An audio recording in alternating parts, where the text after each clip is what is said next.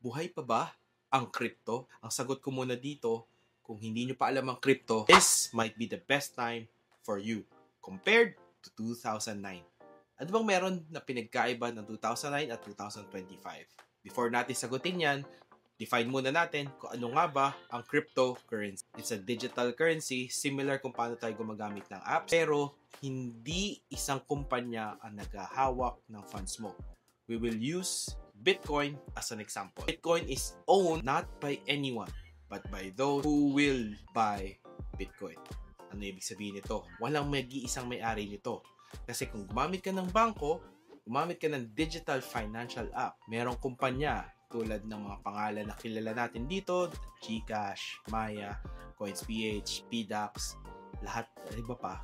Merong kumpanya, may mga tao, may mga investor na may nakapangalan dito. Si Bitcoin, walang isa o walang kumpanya na nagme-may-ari kung paano to pinoproduce at kung paano to nire-regulate. Kaya siya decentralized.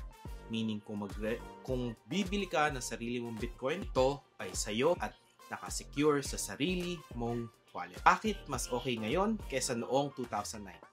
Noong 2009, experiment pa lang siya. Fast forward 16 years later, countries are stacking up Bitcoin. Even the US, China, and other countries gumagawa ng reserves or treasury. Hindi lang gold ang tinatabi nila. Hindi naman para sa kanya yung pala bansa bumibili nun. Hindi din.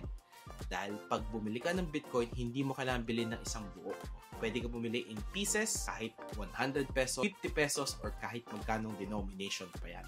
Nagtataka ka or natatakot ka dahil baka volatile or mataas or bumababa ito. Imagine if may mga bansa, may mga big companies na may hawak nito. Sa tingin mo, hahayaan ba nila na bumaba ito to zero value? For now, I would say it's almost impossible. Pero kasi, kung may invested na ang mga bigger companies dyan, lalo na world power na sa United States, I don't think it's gonna go down to zero, especially Bitcoin. Cryptocurrencies, marami yan. Start with Bitcoin. If you think it's still nothing that interests you, check its performance for the past decade. It's also considered the one with the biggest asset returns of the decade, approximately more than 10,000% or more.